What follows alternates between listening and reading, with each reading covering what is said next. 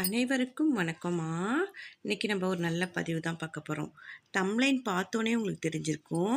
காலையில் எழுந்தவுடன் சமையல் அறைக்கு போய் இதை மட்டும் தொடுங்க அப்படின்னு சொல்லி போட்டிருக்கேன். கடனே வராது, எவ்வளவு கடன் இருந்தாலும் அடைஞ்சிரும் அப்படிங்கிறதுக்காக தான் இந்த பதிவு போட்டிருக்கேன். சில பேர் சொல்லுவாங்க, அம்மா நான் நல்லா சம்பாதிக்கிறேன், நிறைய பணம் வருது, ஆனால் தேவையில்லாத விஷயங்களுக்காக என்னுடைய பணம் விரைய செலவாகுது, பணம் வீட்லேயே தங்க மாட்டேங்குது, என்னானே தெரியல அப்படின்னு சொல்லுவாங்க. இது எல்லாத்துக்குமே ஒரு நல்ல விஷயம் அப்படின்னு நம்ம பார்த்தோம்னா, நம்ம வீட்டில் பாசிட்டிவான ஒரு வைப்ரேட் இருந்தால் மட்டும்தான் நம்ம வீட்டில் நல்ல விஷயம் நடக்கும். அப்படி இல்லை, நம்ம வீட்டில் பொறாமைகள் யாராவது நம்ம மேலே கண்டிஸ்ட் இருந்தாலோ, நம்ம மேலே பார்த்து இவங்க இப்படி இருக்காங்களே, இவங்க மட்டும் நல்லா இருக்காங்களே அப்படின்னு இருந்தாலோ, நம்மளுடைய நல்ல காரியங்கள் எல்லாமே தடைப்பட்டுக்கிட்டே இருக்குமா. அதனால்தான் அந்த காலத்துலலாம் என்ன பண்ணுவாங்க அப்படின்னா, உப்பை வச்சு சுற்றி போடுவாங்க, திஷ்டி கழிப்பாங்க, பார்த்துருக்கீங்களா? அது மாதிரி தான் நம்ம இப்போ காலையில் எழுந்தவுடன் இந்த ஒரு பொருளை தொடுங்க அப்படின்னு சொல்கிறேன். எப்பயுமே நம்ம காலையில் எழுந்திரிச்சு குளிச்சுருவோம். சில பேர் என்ன பண்ணுவாங்க, காலையில் என்னால் குளிக்க முடியாதுமா, வேலைக்கு போகணும், குளிச்சுட்டா ஒரு மாதிரி கசகசன்னு இருக்கும், அதனால் போகிற நேரத்தில் குளிப்பேன் அப்படின்னு சொல்கிறவங்க, உங்களுக்கே தெரியும்.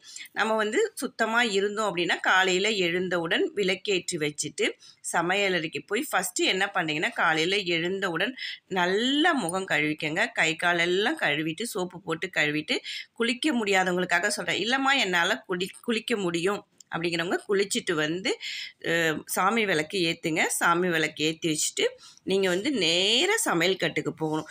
சமையல் கட்டுக்கு போயிட்டு உங்கள் கையால் உங்கள் உப்பு ஜாடி வச்சுருப்பீங்களா, எப்பயுமே உப்பு ஜாடியில் வைக்கணுங்க.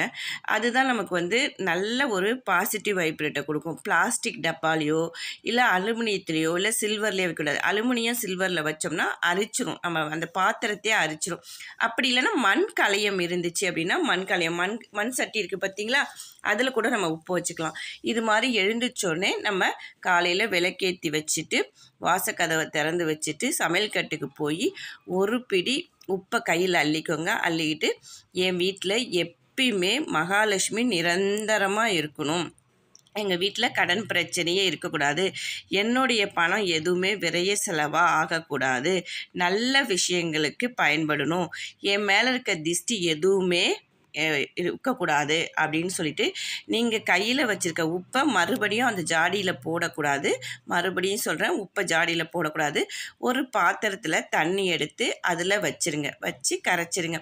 நீங்கள் தினந்தோறும் நான் உப்பு எடுத்து எப்படிம்மா செய்யறது அப்படின்னு கேட்குறவங்க, அதாவது வெள்ளி செவ்வாய்க்கு உப்பு கரைச்சிருங்க.